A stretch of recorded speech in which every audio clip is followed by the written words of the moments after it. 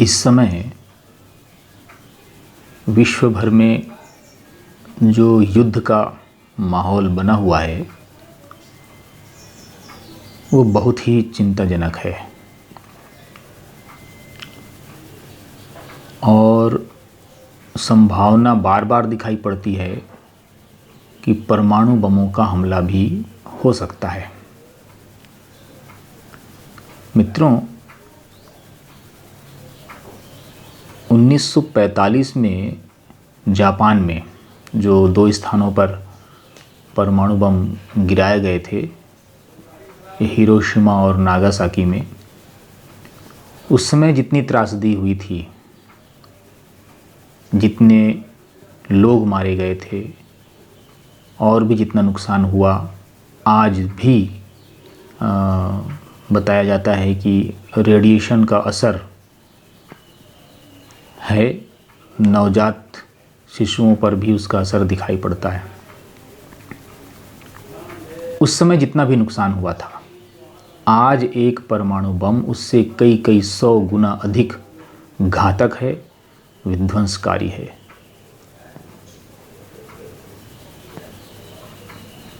और जिन राष्ट्राध्यक्षों के नियंत्रण में ये बम है, वे सब आप देख ही रहे होंगे, सिरफिरे लगते हैं, कुछ भी कर सकते हैं। अगर ऐसा हुआ, इस समय परमाणु बम का यदि एक देश ने भी हमला कर दिया तो 13,000 परमाणु बम इस पूरे धरती पर इस समय बन के तैयार हैं। 9 देशों के पास तो है ही, अन्य देश भी प्रयास में हैं। अब तो सभी देश लगभग ये चाहते हैं कि उनके पास में अपना परमाणु बम हो, सुरक्षा के लिहाज से। तो अब युद्ध होगा तो मानव जाति तो समाप्त हो ही जाएगी। इस धरती पर किसी भी प्रकार के जीव जंतु, पादप का अस्तित्व रह नहीं पाएगा।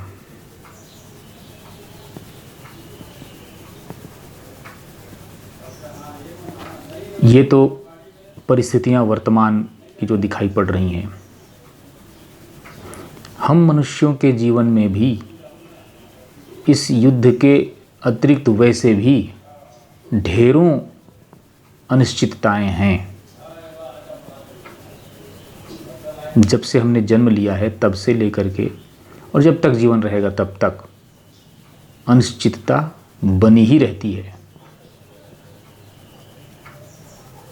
किस क्षण ये जीवन समाप्त हो जाए, इसको कोई नहीं कह सकता।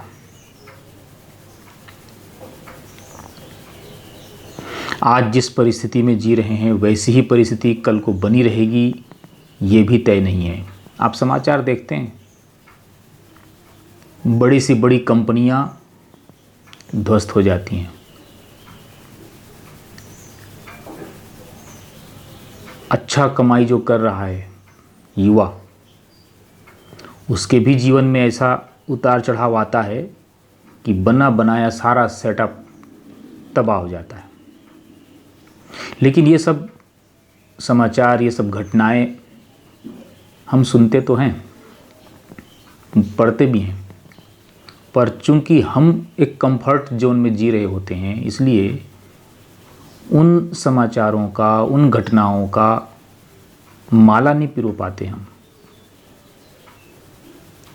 उससे अनुभव का निचोड़ नहीं निकालते हम अपने लिए।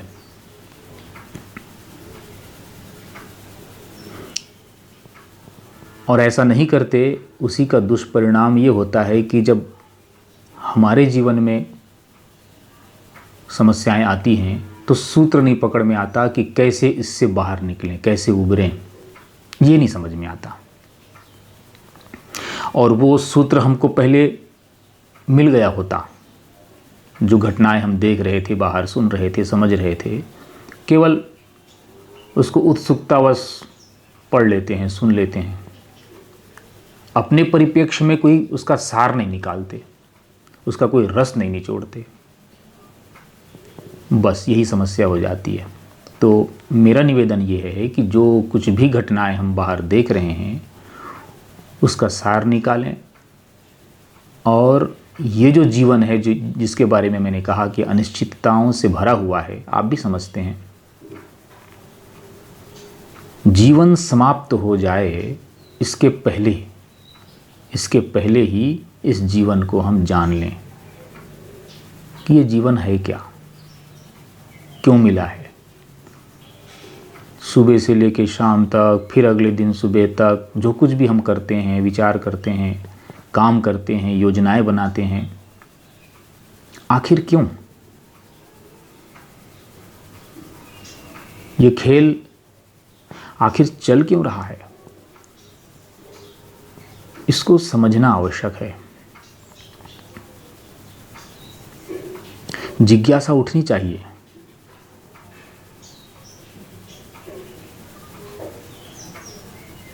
और इस दिशा में हम चिंतन मनन करेंगे, प्रयोग परीक्षण करेंगे, तो वे सूत्र भी हमारे हाथ लगेंगे जिनके द्वारा जीवन में जितने कष्ट हैं उनका निवारण वास्तव में हो सकता है। वास्तव में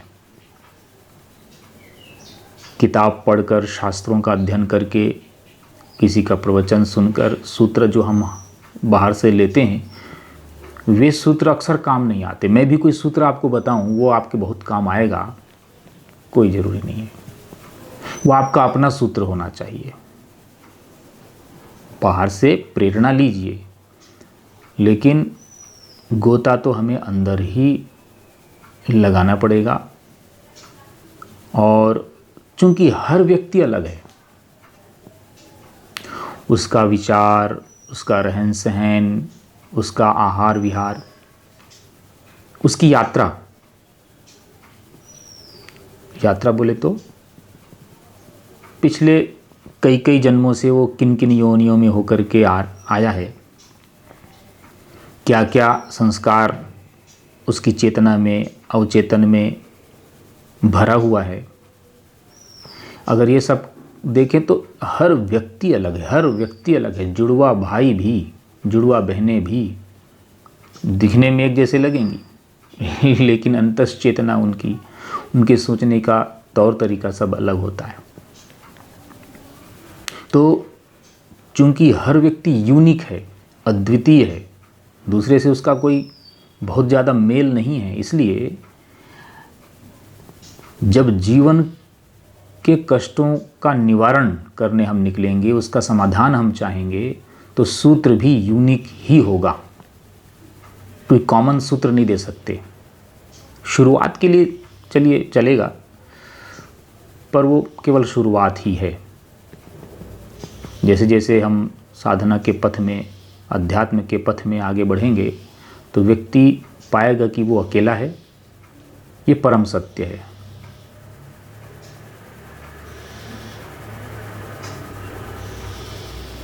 लेकिन इसमें दुख मनाने की, कष्ट मनाने की बात नहीं है, क्योंकि उसके पश्चात जब परम तत्व उपलब्ध होगा तो ऐसा बताया जाता है कि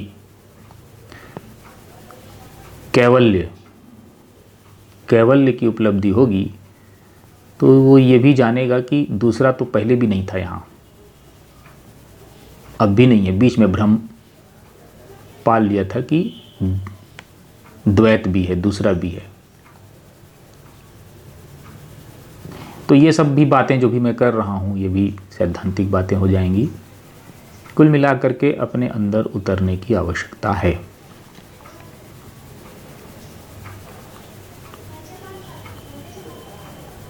भागम भाग जो हम लगाए हुए हैं, 24 घंटे में 1-2 घंटे के लिए उसको विराम दे करके, अच्छा ये सोच सकते हैं कि रात में तो हम विश्राम करते ही हैं, तो उसमें ये बात बन जाए।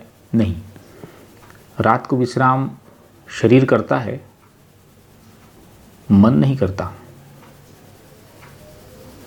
बाह्य मन विश्राम करता है, अंतर्मन तो सक्रिय रहता है, कई गुना अधिक। विचार वहाँ भी चलते हैं, चित्रों के रूप में, स्वप्न के रूप में वहाँ चलता रहता है। जब हम जाग रहे हो, जिसको हम जागना कहते हैं, नींद में नहीं है, जाग रहे हैं, उस समय नेत्र बंद कर लें, किसी कोने पर बैठ करके शांत मौन हो जाएं और अपने अंदर चल रहे समस्त गतिविधि, क्या चल रहा है शरीर के अंदर, श्वासें, धड़कन, इन सबको देखना चालू करें।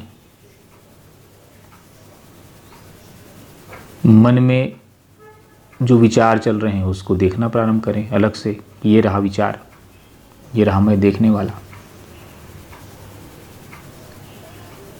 जब ये अभ्यास गहराने लगे तब फिर भाव तरंगे हैं बहुत ही गहराई में, भावनाएं जो उठ रही हैं उसको हम देख पाएं। अभी क्या होता है, अभी हम इन सब चीज़ों के साथ में चिपके हुए हैं, शरीर के साथ, मन के साथ, विचारों के साथ, भावनाओं के साथ। तो ऐसा लगता है कि शरीर में कुछ कष्ट हुआ तो मुझे ही हुआ, शरीर में कुछ सुख हुआ तो मुझे हुआ। तो बस हमारा जीवन का स्तर शरीर के स्तर का रहेगा, उससे ज़्यादा गहराई हम महसूस ही नहीं कर पाएंगे। तो ये जो चिपकना है, जो उसके साथ में लिपट जाना है, यही दुख का कारण है।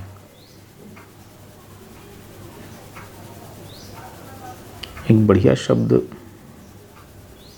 असंग, असंग एक अच्छा शब्द मैं सुना था। ये जो संग हो गया ना, शरीर का संग, मन का संग, हृदय का संग, ये कैसे टूटे, असंग में कैसे आए, असंग की स्थिति कैसे पैदा करें। तो उसके लिए थोड़ा शांत मौन होने की आवश्यकता है। सोते समय भी ये प्रयोग किया जा सकता है, लेट करके पूरा शरीर ढीला छोड़ दें और श्वास जो आ रही है जा रही है उसको देखें, और शरीर में चल रही गतिविधियों को अलग देखें कि ये रहा शरीर, श्वासें चल रही हैं वो अलग, हृदय की धड़कनें चल रही हैं अलग तल पर, मैं अलग, देखने वाला।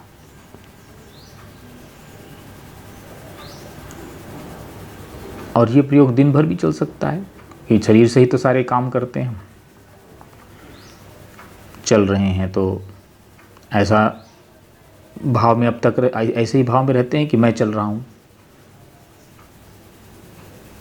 थोड़ा प्रयोग ये करें कि ये शरीर चल रहा है, मैं देख रहा हूँ, शरीर भोजन कर रहा है, मैं देख रहा हूँ। इस प्रयोग को करने के लिए थोड़ा गति को धीमे करने की आवश्यकता पड़ेगी, तभी तो ध्यान दे पाएंगे। चलते हैं तो थोड़ा सा 10-15% गति को धीमा कर दें, भोजन करते हैं गति को थोड़ा सा धीमा कर दें, धीरे धीरे खाएं, मोबाइल टीवी बंद करके केवल भोजन करें। जब भोजन करते समय केवल भोजन करें, कोई भी काम करते समय एक काम में आप स्थिर हों और उसे देखें। तो मैंने महसूस किया है कि सामान्य शारीरिक गतिविधियों पर भी यदि ध्यान देने लगें, तटस्थ भाव से उसे देखें, गति धीमे कर दें, उसी में भी थोड़ा मन हल्का होने लगता है, एक सुकून की अनुभूति होने लगती है। तो अच्छी शुरुआत है।